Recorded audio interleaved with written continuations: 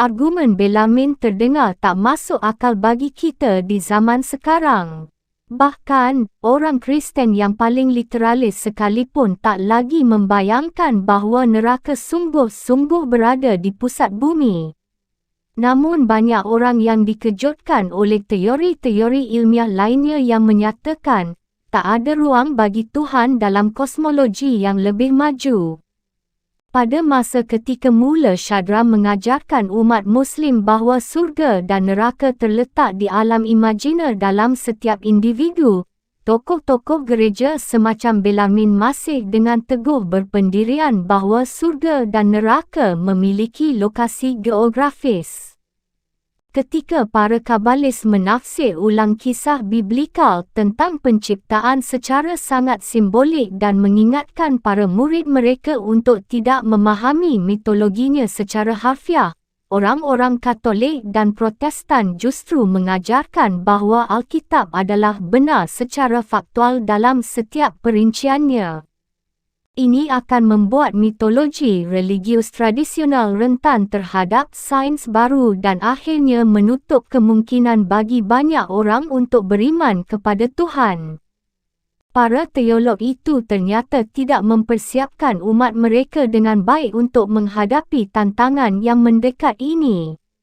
Sejak era reformasi dan munculnya antusiasme baru terhadap Aristotelianisme di kalangan kaum Protestan dan Katolik, mereka mulai mendiskusikan Tuhan seakan-akan dia merupakan sebuah fakta objektif.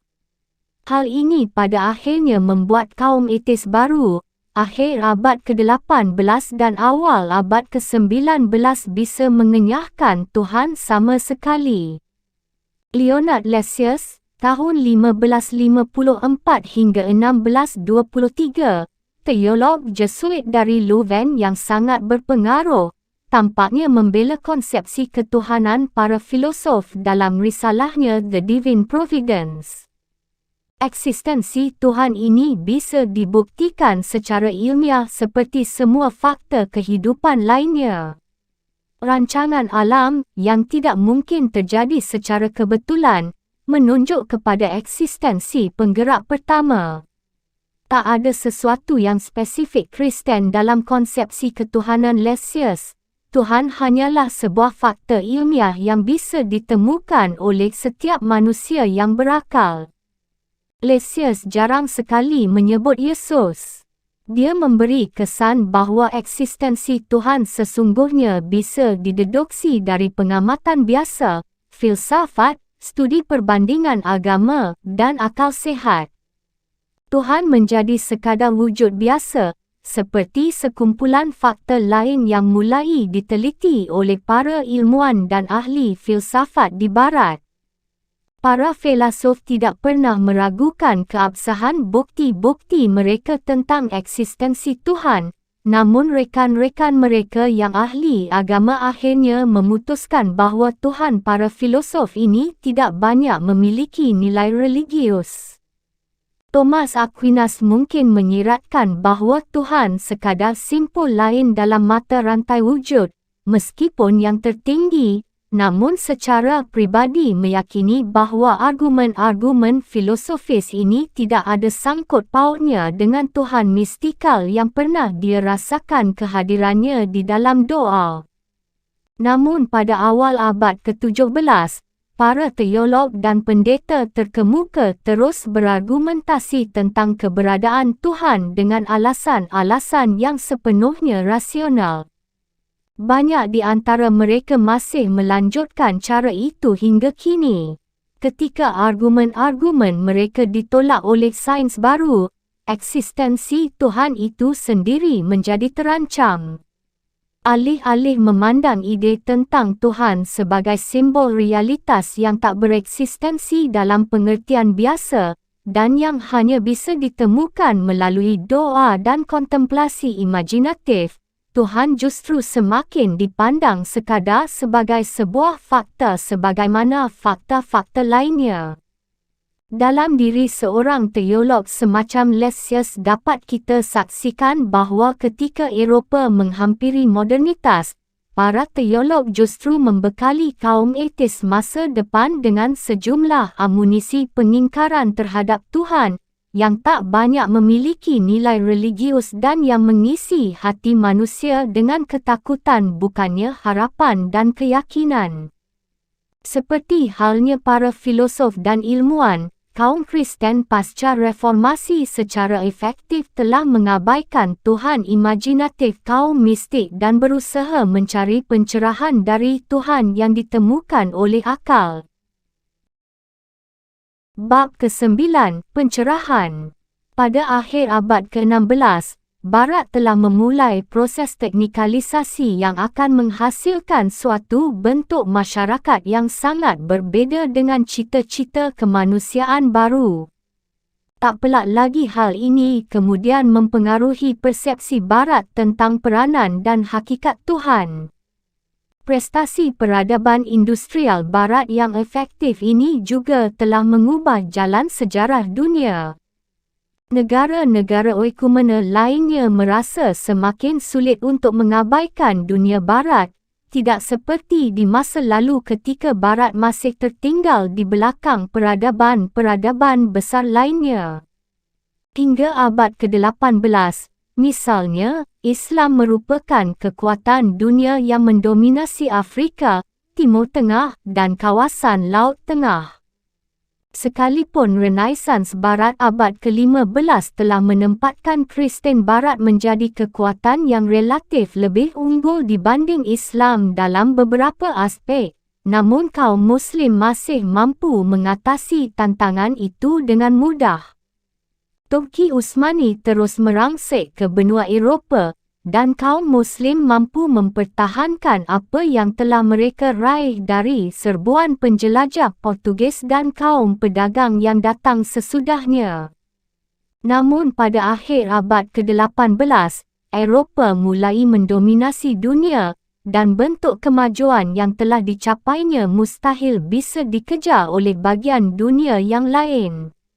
Inggris juga telah berhasil menguasai India, dan Eropah bersiap untuk menjajah sebanyak mungkin negara-negara di dunia.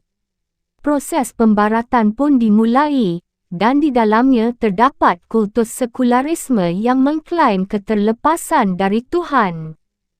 Apa yang tersirat di dalam masyarakat teknik moden ini? Semua peradaban terdahulu bergantung pada pertanian. Sebagaimana yang tercermin dari istilahnya, peradaban, civilization, merupakan kemajuan kehidupan perkotaan, di mana sekelompok elit menikmati surplus agricultural yang dihasilkan oleh kaum tani dan memiliki waktu senggang serta sumber daya untuk mengkreasi berbagai bentuk kebudayaan. Kepercayaan pada Tuhan Yang Esa telah berkembang di kota-kota Timur Tengah dan di Eropah bersamaan dengan ideologi agama-agama besar lainnya. Namun semua peradaban masyarakat agraris itu bersifat rentan. Mereka bergantung pada berbagai variabel, seperti tanaman, hasil panen, iklim, dan erosi tanah. Sumber daya menjadi semakin tak mencukupi seiring dengan pertumbuhan imperium dan peningkatan komitmen mahupun tanggungjawabnya. Segera setelah imperium itu mencapai puncaknya, kemunduran dan kejatuhannya menjadi tak terelakkan. Akan tetapi, Barat yang baru tidak bergantung pada kondisi lokal dan kekuatan luar yang bersifat temporal. Akumulasi modal dijadikan bagian tak terpisahkan dari sumber ekonomi yang hingga saat ini, kelihatannya bisa terus diperbarui tanpa batas. Proses modernisasi menimbulkan serangkaian perubahan besar di dunia Barat, menggiringnya ke dalam industrialisasi dan transformasi pertanian, pencerahan intelektual, serta revolusi politik dan sosial.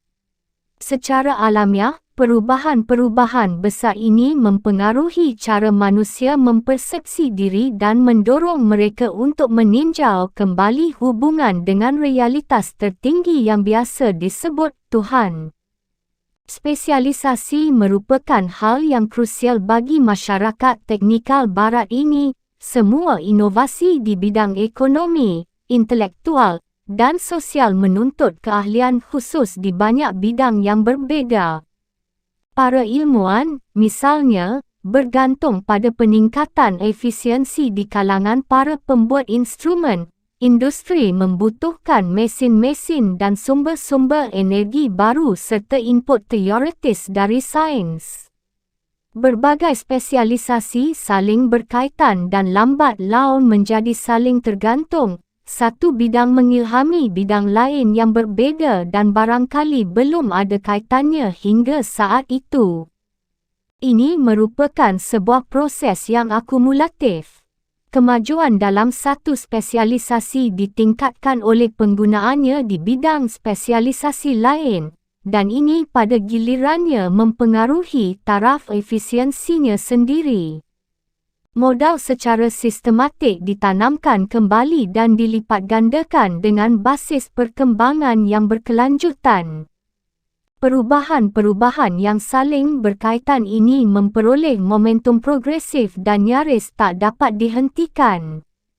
Semakin banyak orang dari segala lapisan terlibat dalam proses modernisasi dengan bidang yang terus meluas.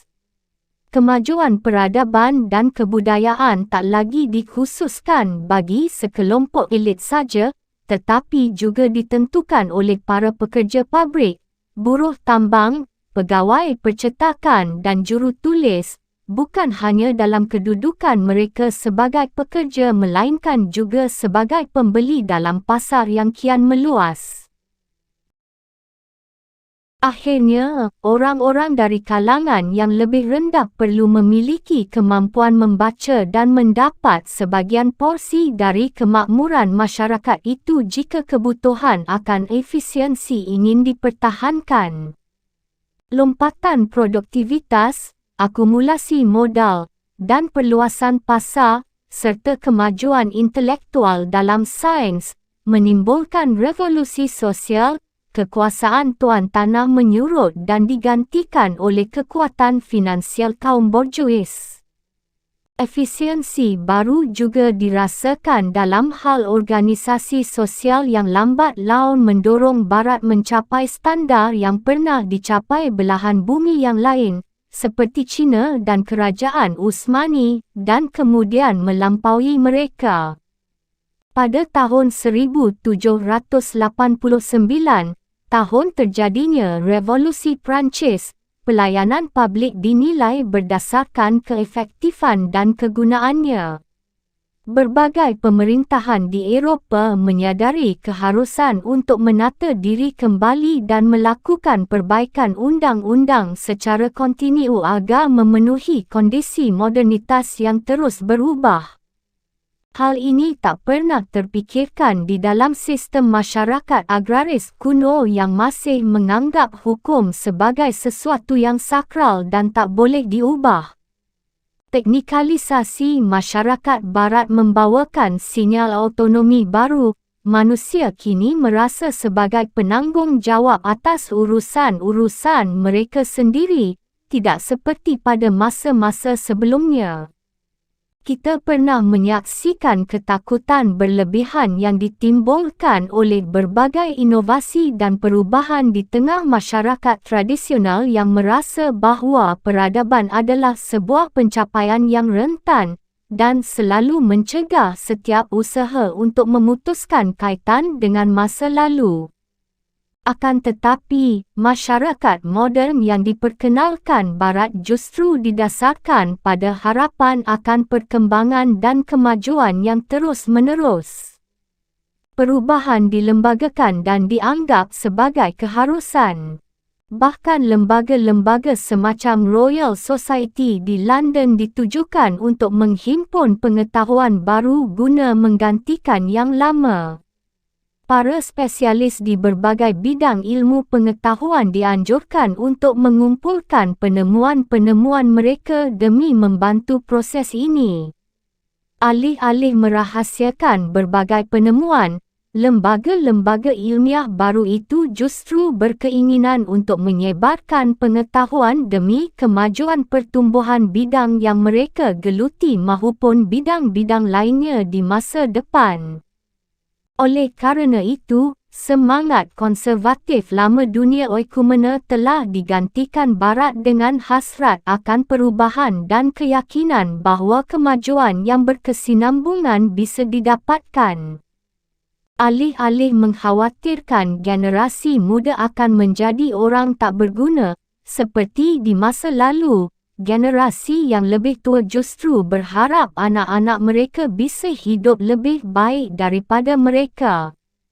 Kajian sejarah didominasi oleh sebuah mitos baru, yakni mitos tentang kemajuan. Banyak hal besar yang telah dicapai, tetapi kini kerusakan lingkungan telah menyadarkan kita bahawa pandangan hidup ini sama rentannya dengan yang lama. Barangkali kita pun mulai memahami bahawa mitos tentang kemajuan ini sama fiktifnya dengan sebagian besar mitologi lain yang telah mengilhami umat manusia selama berabad-abad. Sementara penggabungan berbagai sumber dan penemuan telah mempersatukan umat manusia, spesialisasi baru mahu tak mau menarik mereka ke arah yang berbeza-beza. Pada masa-masa sebelumnya selalu ada kemungkinan bagi seorang intelektual untuk mengikuti perkembangan pengetahuan di semua bidang. Para filosof Muslim, misalnya, menguasai ilmu kedokteran, filsafat dan estetika. Bahkan, falsafah menawarkan kepada para pengkajinya sebuah pandangan yang koheren dan inklusif tentang apa yang diyakini sebagai keseluruhan realitas. Pada abad ke-17, proses spesialisasi yang akan menjadi ciri paling menyolok dari masyarakat Barat menjadi semakin terasakan. Berbagai disiplin seperti astronomi, kimia, dan geometri mulai menjadi independen dan autonom. Akhirnya, pada masa kita sekarang ini, mustahil bagi seorang ahli pada bidang tertentu untuk merasa berkompeten di bidang yang lain. Akibatnya, setiap intelektual memandang dirinya tak lebih dari seorang pemelihara tradisi daripada sebagai pelopor. Dia adalah seorang penjelajah, seperti navigator yang menembus bagian-bagian dunia baru. Dia mengembara ke wilayah yang belum terpetakan demi kepentingan masyarakatnya. Seorang penemu yang melakukan upaya imajinatif untuk membuka bidang baru, dan dalam prosesnya, menumbangkan pandangan-pandangan lama yang telah disakralkan, dipandang sebagai pahlawan budaya. Ada optimisme baru tentang kemanusiaan seiring kendali atas alam, yang dahulu pernah memperbudak umat manusia, tampak semakin maju dan berkembang. Orang-orang mulai percaya bahawa pendidikan yang lebih baik dan hukum-hukum yang diperbarui akan membawa cahaya baru bagi semangat kemanusiaan.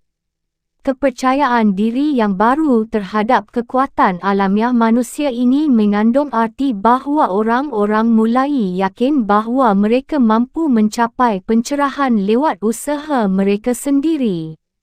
Mereka tak lagi merasa perlu untuk bersandar pada warisan tradisi, sebuah institusi, sekelompok elit, atau bahkan wahyu dari Tuhan untuk menemukan kebenaran. Namun, keharusan spesialisasi berimplikasi bahawa orang-orang yang terlibat di dalam proses spesialisasi menjadi tak mampu melihat gambaran yang utuh. Akibatnya, para ilmuwan dan intelektual inovatif merasa harus mengembangkan teori mereka sendiri tentang kehidupan dan agama, mulai dari awal. Mereka merasa bahawa peningkatan pengetahuan dan keefektifan membuat mereka harus menelaah kembali penjelasan Kristen tradisional tentang realitas dan menyesuaikannya dengan perkembangan zaman. Spirit ilmiah baru bersifat empiris, semata-mata didasarkan pada observasi dan eksperimen. Telah kita saksikan bahawa rasionalisme falsafah kuno bergantung pada tindakan awal berupa keyakinan pada semesta yang rasional. Sains Barat tidak menerima sesuatu dengan begitu saja seperti ini, dan para pelopornya telah bersiap untuk menghadapi risiko salah atau terpaksa meruntuhkan autoritas dan institusi mapan, seperti Alkitab, gereja, dan tradisi Kristen. Bukti-bukti lama tentang eksistensi Tuhan tidak lagi memuaskan.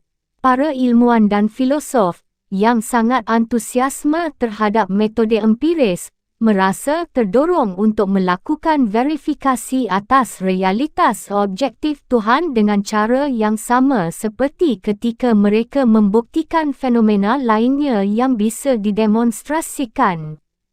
Aktisme masih dianggap menjijikkan. Seperti yang akan kita lihat, kebanyakan filosofis pencerahan secara implisit percaya pada eksistensi Tuhan.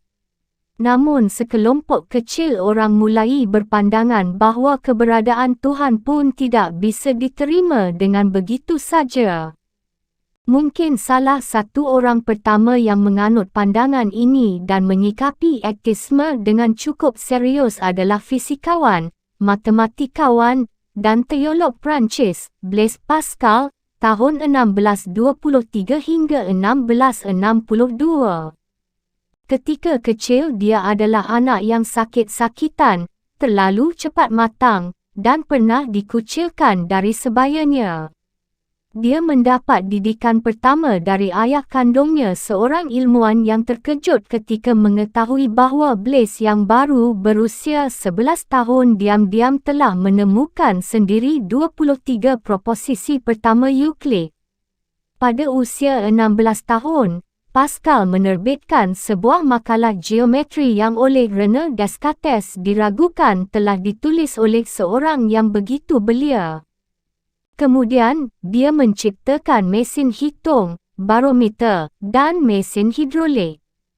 Keluarga Pascal bukanlah keluarga yang sangat taat beragama, tetapi pada tahun 1646 mereka beralih menganut Jansenisme. Saudara perempuan Pascal, Jacqueline, bergabung dengan biara Jansenis di Port Royal, sebelah barat daya Paris, dan menjadi pendukung sekte Katolik yang paling bersemangat. Pada malam 23 November tahun 1654, Blaise sendiri mendapat pengalaman religius yang berlangsung dari sekitar pukul 10:30 malam hingga 12:30 dini hari. Pengalaman itu memperlihatkan kepadanya bahawa keimanannya selama ini terlalu tipis dan terlalu akademis. Setelah kematiannya, kenangannya tentang pengalaman itu ditemukan terjahit di bahagian dalam jaketnya. Tuhan Abraham, Tuhan Ishak, Tuhan Yakub, bukan Tuhan para filosof dan ilmuwan. Kepastian, ketulusan, kegembiraan, dan kedamaian. Tuhan Yesus Kristus. Tuhan Yesus Kristus. Tuhanku dan Tuhanmu. Tuhanmu akan menjadi Tuhanku. Alam dan segala sesuatu kecuali Tuhan terlupakan. Dia hanya bisa diajarkan di dalam Injil. Pengalaman yang secara esensial bersifat mistikal ini mengandung arti bahawa Tuhan Pascal berbeza dari Tuhan para ilmuwan dan filosof lainnya seperti yang akan kita bahas dalam bab ini. Tuhannya bukanlah Tuhan para filosof, melainkan Tuhan yang ditemukan di dalam wahyu, dan kekuatan dahsyat pengalaman konversinya mendorong Blaise Pascal untuk berpihak pada kaum Jansenis menentang kaum Jesuit, musuh utama mereka.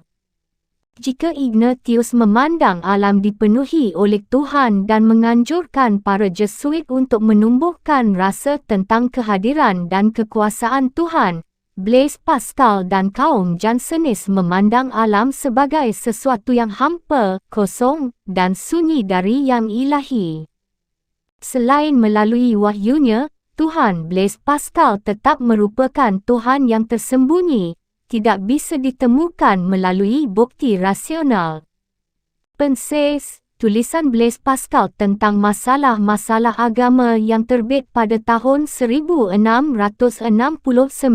setelah dia wafat, berakar pada sikap yang sangat pesimis terhadap kondisi manusia. Keburukan manusia menjadi tema yang konstan. Kondisi ini bahkan tidak bisa diringankan oleh Kristus, yang akan terus berada dalam penderitaan hingga akhir dunia. Rasa keterkucilan dan ketiadaan Tuhan yang mengerikan telah menjadi ciri banyak spiritualitas Eropah baru. Popularitas Penses yang terus berlanjut membuktikan bahawa sisi gelap spiritualitas Blaise Pascal dan konsepsinya tentang Tuhan yang tersembunyi menyuarakan sesuatu yang vital dalam kesadaran keagamaan Barat. Jadi ternyata prestasi ilmiah Blaise Pascal tidak memberinya keyakinan yang besar tentang kondisi manusia. Ketika berkontemplasi tentang keluasan semesta, dia menjadi beku ketakutan. Ketika aku melihat kebutaan dan keadaan manusia yang parah, ketika aku menelaah seluruh alam dalam kebisuannya dan manusia dibiarkan dalam kesendiriannya tanpa cahaya, seperti tersesat di sudut semesta ini, tanpa tahu siapa yang membawanya ke sana, apa yang harus dia kerjakan, apa yang akan terjadi padanya ketika dia mati, tak mampu mengetahui apapun, aku menjadi ketakutan. Bagaikan seorang yang dibawa dalam keadaan tertidur ke suatu pulau terpencil, terbangun dalam keadaan bingung tanpa kemungkinan untuk melarikan diri. Kemudian, aku terpana betapa keadaan yang sedemikian buruk tak membuat orang berputus asa. Ini merupakan peringatan bermanfaat bagi optimisme berlebihan di era ilmiah yang tak perlu kita generalisasi. Blaise Pascal dapat membayangkan kengerian sebuah dunia yang hampa makna. Ketakutan untuk terjaga dari tidur di dalam dunia asing, yang selalu membayangi umat manusia, jarang berhasil diungkapkan secara lebih fasih. Blaise Pascal sangat jujur terhadap dirinya sendiri, tidak seperti kebanyakan orang sezamannya. Dia yakin bahawa tak ada jalan untuk membuktikan eksistensi Tuhan. Ketika membayangkan dirinya berdebat dengan seseorang yang secara mendasar tidak bisa mempercayai Tuhan, Blaise Pascal tak bisa menemukan argumen untuk meyakinkan orang itu. Ini merupakan perkembangan baru dalam sejarah monoteisme. Hingga saat itu tak seorang pun yang secara serius mempertanyakan eksistensi Tuhan. Blaise Pascal adalah orang pertama yang mengakui bahawa, di dunia yang baru ini, keyakinan pada Tuhan hanya mungkin menjadi sebuah pilihan pribadi. Dalam hal ini, dia adalah tokoh moden pertama. Implikasi pendekatan Blaise Pascal terhadap persoalan eksistensi Tuhan bersifat revolusioner, tetapi tidak pernah secara resmi diterima oleh gereja manapun. Para apologes Kristen umumnya lebih menyukai pendekatan rasionalistik Leonard Lessius, yang akan didiskusikan pada bagian akhir buku ini. Akan tetapi, pendekatan semacam itu hanya akan menghantarkan pada konsepsi ketuhanan para filosof, bukan Tuhan menurut wahyu yang dialami oleh Blaise Pascal. Iman, menurutnya, bukanlah penegasan rasional berdasarkan akal sihat. Iman adalah pertaruhan. Adalah mustahil untuk membuktikan bahawa Tuhan itu ada, tetapi sama mustahilnya bagi akal untuk membantah bukti eksistensinya. Kita tak mampu mengetahui apakah Tuhan itu, atau apakah dia ada. Akal tidak bisa memutuskan persoalan ini. Kekacauan tanpa batas memisahkan kita. Pada ujung terjauh dari jarak yang tak berhingga ini, sekeping wang logam diputar untuk mendapatkan sisi atas atau bawah. Apa taruhan anda? Namun taruhan ini tidak bersifat irasional sepenuhnya. Memihak Tuhan merupakan keputusan yang menguntungkan. Dengan memilih percaya kepada Tuhan, demikian Blaise Pascal melanjutkan, risikonya terbatas tetapi keuntungannya tak terbatas. Ketika iman Kristen terus berkembang, orang akan menjadi sadar akan pencerahan yang berkelanjutan, kesadaran tentang kehadiran Tuhan yang merupakan pertanda pasti tentang penyelamatan. Tidak ada gunanya bergantung pada autoritas eksternal. Setiap orang Kristen bertanggung jawab atas dirinya sendiri. Pesimisme Blaise Pascal diimbangi oleh kesadaran yang semakin bertumbuh di dalam pensis bahawa begitu taruhan telah ditetapkan, Tuhan yang tersembunyi akan mewahyukan dirinya kepada siapapun yang mencarinya. Blaise Pascal membuat Tuhan seakan-akan berfirman, "Engkau tidak akan mencariku, jika engkau belum menemukan aku." Benar, manusia menerobos jalan menuju Tuhan yang jauh dengan argumen dan logika atau dengan menerima ajaran gereja institusional. Namun dengan membuat keputusan pribadi untuk berserah diri kepada Tuhan, orang yang beriman merasa diri mereka berubah, menjadi beriman, jujur, rendah hati, bersyukur, penuh dengan amal baik, seorang sahabat sejati. Pada akhirnya, seorang Kristen akan menemukan bahawa kehidupan menjadi berarti setelah menghadirkan iman dan membangun rasa kehadiran Tuhan di tengah kehampaan dan keputusasaan. Tuhan adalah sebuah realitas kerana Dia berkarya. Iman bukanlah kepastian intelektual, melainkan lompatan ke dalam kegelapan dan pengalaman yang membawa pencerahan moral. René Descartes, tahun 1596 hingga 1650, seorang tokoh baru lainnya, memiliki keyakinan yang lebih besar terhadap kemampuan akal untuk menemukan Tuhan. Dia bahkan mengatakan bahawa akal semata mampu memberikan kepastian yang kita cari. Dia tidak akan sepakat dengan cara taruhan Blaise Pascal, karena hal itu didasarkan pada pengalaman yang murni subjektif, meskipun pembuktian eksistensi Tuhan yang diajukan René Descartes juga bergantung pada bentuk subjektivitas yang lain.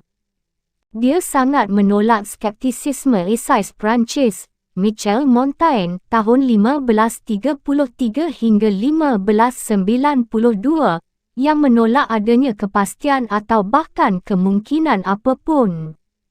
René Descartes, seorang matematikawan dan penganut Katolik yang taat, merasa bahawa dia mengemban misi menghadirkan rasionalisme empiris baru untuk melawan skeptisisme seperti itu. Sebagaimana halnya Lessius, René Descartes menduga hanya akal yang mampu membujuk manusia untuk menerima kebenaran agama dan moralitas, yang dipandangnya sebagai tiang penyangga peradaban. Iman bukan sesuatu yang tidak dapat dibuktikan secara rasional.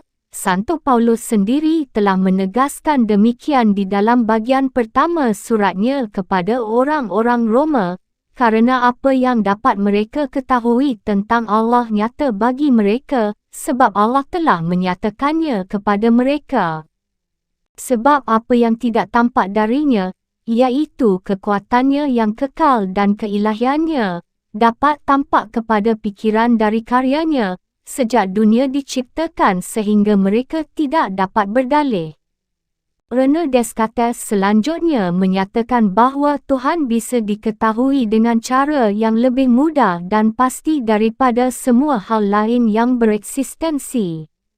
Ini sama revolusionernya dengan gagasan taruhan Blaise Pascal, terutama kerana bukti-bukti René Descartes menolak saksi dari luar yang telah diajukan Santo Paulus untuk membantu introspeksi reflektif akal atas dirinya sendiri. Dengan mempergunakan metode empiris matematika universalnya, yang secara logis telah berkembang ke arah prinsip-prinsip pertama atau sederhana, René Descartes berupaya menegakkan bukti analitik yang setara tentang eksistensi Tuhan. Namun berbeza dengan Aristoteles, Santo Paulus, dan semua filosof monoteistik terdahulu, dia menemukan bahawa alam secara keseluruhan tidaklah bertuhan. Tak ada rancangan di dalam alam. Kenyataannya, alam syarat dengan kekacauan dan sama sekali tidak mengungkapkan tanda-tanda perancangan yang cerdas. Oleh kerana itu, mustahil kita bisa mendeduksikan suatu kepastian tentang prinsip-prinsip pertama dengan mencermati semesta. René Descartes tidak mahu berurusan dengan hal-hal yang mungkin. Yang dicarinya adalah kepastian seperti yang ditawarkan oleh matematika. Kepastian itu juga bisa ditemukan dalam proposisi sederhana dan terbukti dengan sendirinya. Misalnya, apa yang sudah terjadi tidak bisa dibatalkan, yang merupakan kebenaran tak terbantah. Selanjutnya, ketika sedang duduk merenung di depan perapian, dia menemukan pepatah yang terkenal, Cogito, ergo sum, aku berfikir maka aku ada. Seperti halnya Agustinus, kira-kira 12 abad sebelumnya, René Descartes mendapatkan bukti eksistensi Tuhan di dalam kesadaran manusia, bahkan keraguan justru membuktikan eksistensi orang yang meragukan. Kita tidak bisa memastikan sesuatu yang ada di luar diri kita, namun kita bisa pasti tentang pengalaman batin kita sendiri.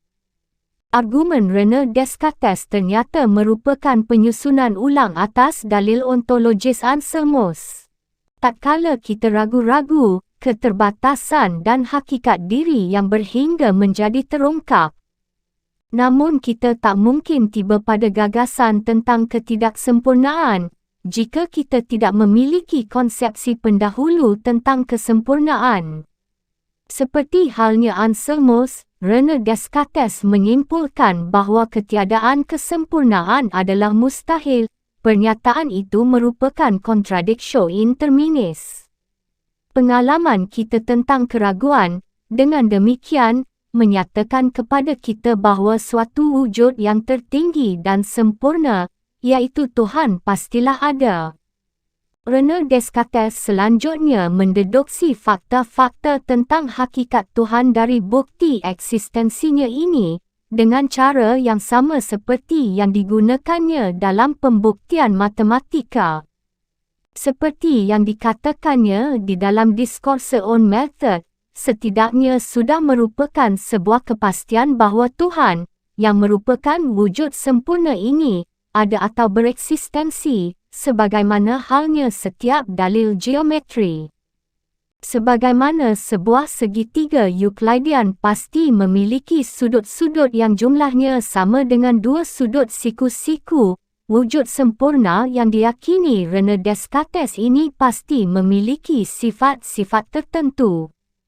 Pengalaman menyatakan kepada kita bahawa alam memiliki realitas objektif dan suatu Tuhan yang sempurna, yang pasti bisa dipercaya, tidak akan menipu kita.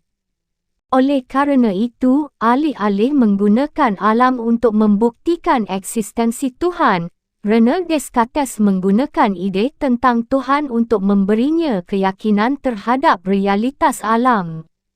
Dengan caranya sendiri, René Descartes merasa terasing dari dunia sebagaimana halnya Blaise Pascal. René Descartes tidak mencuba menggapai alam, pikirannya justru berpaling ke arah dirinya sendiri. Gagasan tentang Tuhan memberi manusia kepastian tentang eksistensinya sendiri, dan kerana itu menjadi esensial bagi epistemologi René Descartes. Metode Cartesian menyingkapkan penyendirian dan gambaran autonomi yang akan menjadi penting bagi pandangan Barat tentang manusia di abad kita ini. Keterasingan dari dunia dan kebanggaan akan kemandirian membawa banyak orang pada sikap menolak seluruh gagasan tentang Tuhan yang mengakibatkan manusia berada dalam kondisi ketergantungan. Sejak awal sekali, agama telah membantu umat manusia untuk berhubungan dengan alam dan mengakarkan diri di dalamnya. kultus tempat suci telah mendahului semua refleksi tentang alam dan membantu manusia menemukan sebuah fokus di semesta yang mencengangkan ini. Pendewaan kekuatan-kekuatan alam mengungkapkan ketakjuban dan kekaguman yang telah senantiasa menjadi bagian dari respons manusia terhadap alam. Bahkan Agustinus, dalam spiritualitasnya yang pilu, memandang alam sebagai tempat yang indah luar biasa. René Descartes, yang filsafatnya didasarkan pada tradisi introspeksi Agustinian, tidak memberi perhatian pada semua ketakjuban itu. Cita rasa misteri harus dihindarkan sama sekali, kerana hal itu menampilkan keadaan pikiran primitif yang telah ditinggalkan oleh manusia beradab. Dalam pengantar risalahnya Les Métiers, dia menjelaskan bahawa adalah wajar jika kita lebih mengagumi sesuatu yang berada di atas kita daripada yang setaraf atau lebih rendah daripada kita. Para penyair dan pelukis, misalnya, menggambarkan awan sebagai mahkota Tuhan, membayangkan Tuhan memercikkan embun pada awan atau mengirimkan petir untuk membelah batu dengan tangannya sendiri. Ini menggiring saya untuk berharap bahawa jika di sini saya bisa menjelaskan tentang awan dengan suatu cara yang membuat kita tak lagi punya ketakjuban atas apapun yang dapat dilihat dari awan, atau apapun yang turun darinya, kita akan dengan mudah percaya bahawa adalah mungkin pula untuk menemukan penyebab dari segala sesuatu yang menakjubkan di atas bumi. René Descartes menjelaskan tentang awan, embun, dan petir sebagai kejadian-kejadian fisikal semata dengan maksud, seperti yang dijelaskannya sendiri, untuk menghilangkan setiap sebab ketakjuban. Akan tetapi, Tuhan René Descartes adalah Tuhan para filosof yang sama sekali tidak mempedulikan peristiwa-peristiwa duniawi. Dia tidak diungkapkan melalui mukjizat-mukjizat yang dilukiskan dalam kitab suci, tetapi melalui hukum-hukum abadi yang telah dirancangnya. Les Métiers juga menjelaskan bahawa makanan berupa mana yang telah menopang orang Israel kuno di gurun-gurun adalah sejenis embun. Dengan demikian, muncullah bentuk apologetika abjad yang berupaya membuktikan kebenaran Alkitab dengan menemukan penjelasan rasional atas berbagai mukjizat dan mitos. Mukjizat Yesus memberi makan kepada 5,000 orang, misalnya, ditafsirkan sebagai tindakan sekelompok umatnya yang suatu ketika dengan diam-diam membawa makanan itu dan membagi-bagikannya. Meski berniat baik, argumen semacam ini tak berhasil menangkap simbolisme yang merupakan esensi narasi biblikal. René Descartes mentaati aturan-aturan Gereja Katolik Roma dengan saksama dan memandang dirinya sebagai seorang Kristen yang ortodoks. Dia tidak melihat adanya pertentangan antara iman dan akal. Dalam risalahnya Discourse on Method, dia menyatakan bahawa ada sebuah sistem yang akan memampukan manusia mencapai semua kebenaran. Tak ada yang luput dari jangkauannya. Yang diperlukan dalam disiplin apapun adalah penerapan metode itu dan kemudian akan diraih kemungkinan untuk merangkum seluruh pengetahuan yang dapat diandalkan sehingga hilanglah segala keraguan dan ketidaktahuan. Misteri pun terhapuskan, dan Tuhan yang oleh kaum rasional tadinya dipisahkan dari semua fenomena lain dengan hati-hati, kini tercakup di dalam sistem pemikiran manusia. Mistisisme belum berkesempatan menancapkan akarnya di Eropah sebelum guncangan dogmatik di era reformasi. Dengan demikian, mistisisme sebagai bentuk spiritualitas yang bersandar dan terkait erat dengan misteri dan mitologi, seperti yang disiratkan oleh namanya, adalah sesuatu yang asing bagi kebanyakan orang Kristen di Barat. Bahkan di gerejanya René Descartes, Kaum mistik sangat jarang ditemukan dan sering dicurigai. Tuhan kaum mistik, yang eksistensinya dirasakan melalui pengalaman keagamaan, tidak dikenal oleh orang-orang seperti Rene Descartes, yang baginya kontemplasi semata-mata merupakan aktivitas otak. Fisikawan Inggris, Isaac Newton, tahun 1642 hingga 1724, yang juga telah mereduksi Tuhan ke dalam sistem mekaniknya sendiri, tak kalah bersemangatnya untuk menjauhkan Kristen dari misteri. Titik berangkatnya adalah dari mekanika, bukan matematik, kerana seorang ilmuwan harus belajar menggambar sebuah lingkaran secara akurat sebelum dia dapat menguasai geometri.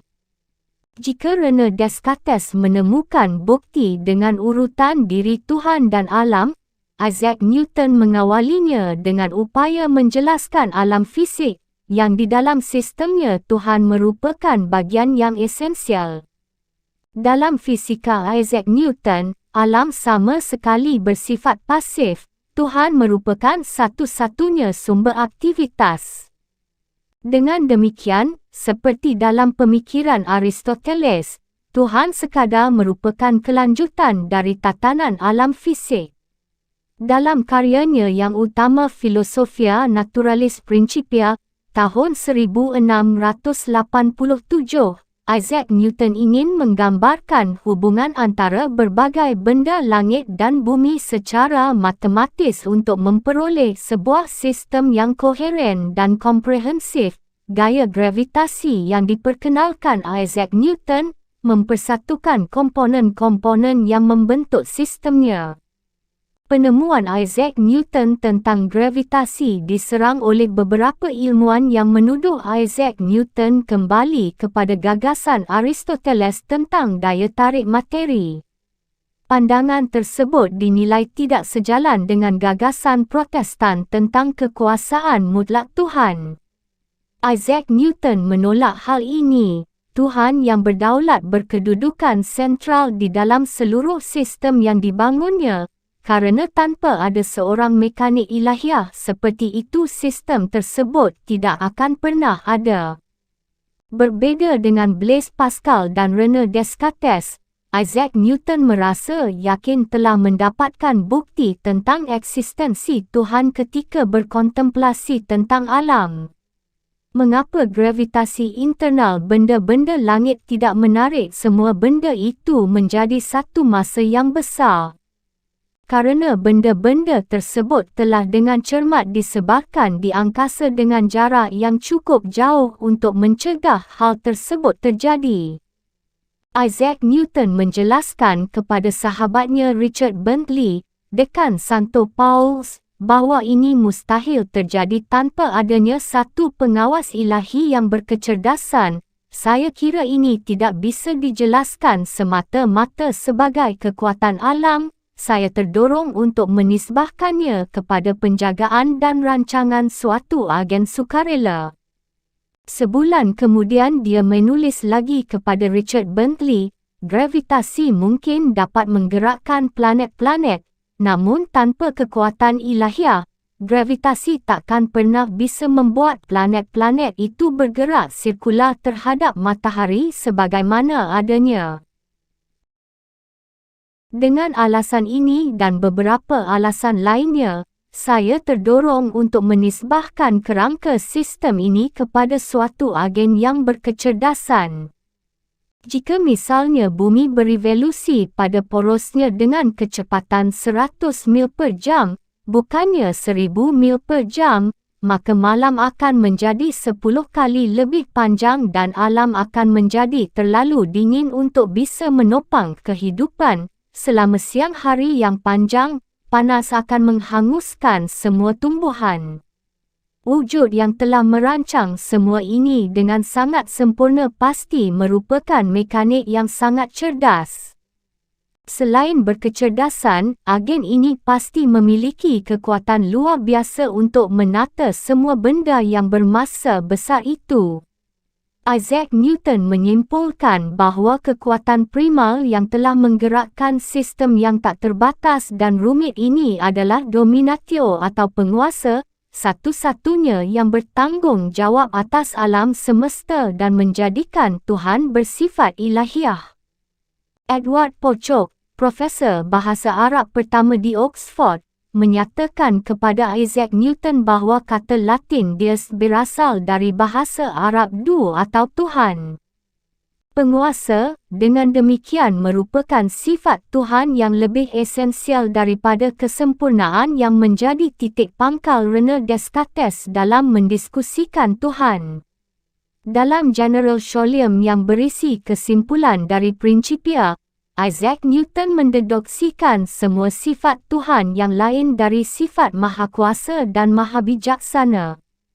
Sistem Maha Indah yang terdiri atas matahari, planet, dan komet-komet ini hanya mungkin berasal dari rancangan dan kekuasaan wujud yang cerdas dan perkasa. Dia abadi dan tak terbatas, Maha Kuasa dan Maha Mengetahui. Artinya, keberadaannya tak berawal dan tak berakhir. Kehadirannya mencakup segala ketakterbatasan, dia mengatur segala sesuatu, dan mengetahui segala sesuatu yang akan atau dapat dilakukan. Kita mengenalnya hanya melalui rancangannya yang maha bijaksana dan maha unggul, dan sebab-sebab akhir. Kita mengagumi kesempurnaannya, namun kita memuliakan dan memujanya kerana kekuasaannya, sebab kita memujanya kerana kita adalah hamba-Nya. Dan Tuhan tanpa kekuasaan, rahmat pemeliharaan, dan kedudukan sebagai sebab-sebab akhir tak lebih merupakan takdir dan kodrat. Keharusan metafisikal buta, yang selalu sama di mana-mana, takkan menghasilkan keragaman. Semua keragaman yang kita temukan pada waktu dan tempat yang berbeza ini tentulah bersumber dari gagasan dan kehendak sebuah wujud yang pasti ada. Isaac Newton tidak menyebut-nyebut Alkitab. Kita mengenal Tuhan hanya melalui kontemplasi tentang alam. Hingga saat itu, doktrin tentang penciptaan merupakan sebuah kebenaran spiritual. Doktrin ini terlambat masuk ke dalam Yudaisme maupun Kristen dan senantiasa agak problematik. Kini sains baru telah menempatkan penciptaan ke tengah panggung dan memberikan pemahaman harfiah dan mekanis atas doktrin yang krusial bagi konsepsi tentang Tuhan itu. Ketika orang-orang zaman sekarang mengingkari eksistensi Tuhan, Tuhan dalam konsepsi inilah yang mereka tolak. Tuhan sebagai sumber asal dan penyelenggara alam yang tak lagi bisa diakomodasi oleh para ilmuwan. Isaac Newton sendiri terpaksa bersandar pada beberapa solusi mencengangkan demi menemukan ruang untuk Tuhan di dalam sistemnya, yang dari kodratnya sendiri harus bersifat komprehensif. Jika ruang tak bisa berubah dan tidak terbatas, dua ciri utama sistem itu di mana tempat Tuhan di dalamnya. Tidakkah ruang itu sendiri jadi agak bersifat ilahiah kerana memiliki sifat-sifat keabadian dan ketakterbatasan? Ataukah ia merupakan entitas ilahi kedua, yang telah ada bersama Tuhan sebelum berlangsungnya waktu?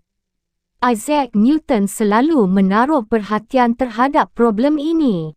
Dalam esai awalnya The Gravitation et Equipondio Fluidorum, Isaac Newton kembali kepada doktrin emanasi Platonik kuno. Karena Tuhan tidak terbatas, dia pasti ada di mana-mana. Ruang merupakan akibat dari keberadaan Tuhan, beremanasi secara abadi dari kemahahadiran Tuhan.